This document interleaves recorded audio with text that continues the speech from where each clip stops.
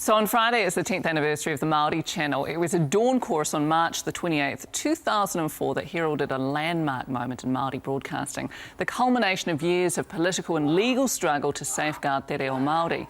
So here to discuss the journey so far, the Maori Channel's General Manager of Programming, Haunui Royal. Lovely to have you here. Thank you for joining us. Morena. Surely its most outstanding achievement must be being here after 10 years when so many detractors gave it no more than 6 months at the beginning. I think you're right there, actually, yeah. Remembering back to the days pre-launch, 2003, we were getting so much negativity in the media towards the channel that to look at what we've achieved 10 years from now, it does make you proud as the programmer to see the incredible advances we've made as a channel. And so you agree it is the greatest achievement? I think so. I think personally we all take as individuals within the station probably different things. Personally, the Rugby World Cup was an enormous experience for me to be part of the initial meeting with the International Rugby Board and to be there, you know, when at the final whistle when we'd run the Rugby World Cup and there was an enormous barrier towards us being the broadcast, as you remember, and rating successfully, being such a successful production. That was personally for me a very pleasing thing.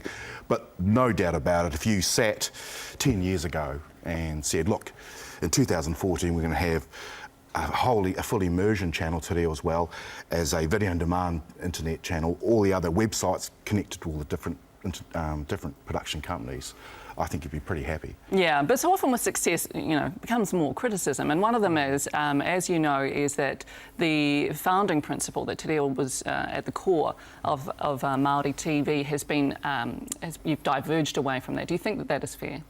I don't think it's fair, actually. If you look at the facts, when we launched in 2004, we had one channel, Maori Television Channel, and we were tasked with getting at least the minimum of 51% reo into the primetime schedule. 10 years on, we've got a channel, Maori Television, minimum of 51% reo in the prime time. We've got, as I said, 100% immersion te reo channel.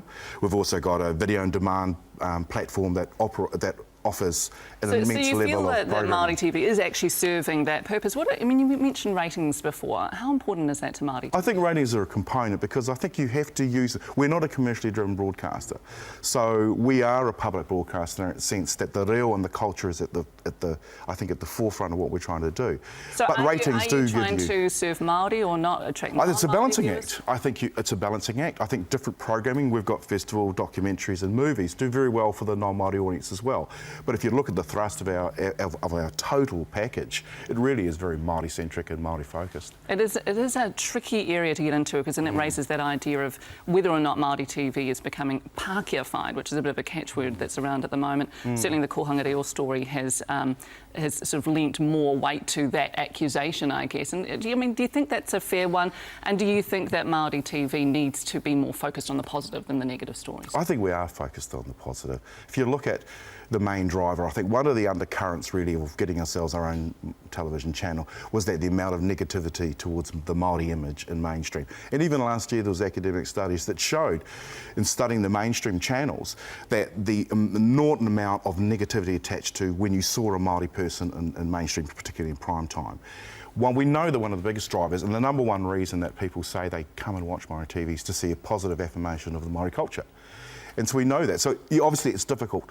How do you balance that if you want to investigate the darker sides of things and the troublesome? And I think that's a question we're going to be looking more and more at as the year goes on, particularly with an election coming up. We have to leave it there, but thank you so much for your time. Haunui Royal. Kia ora.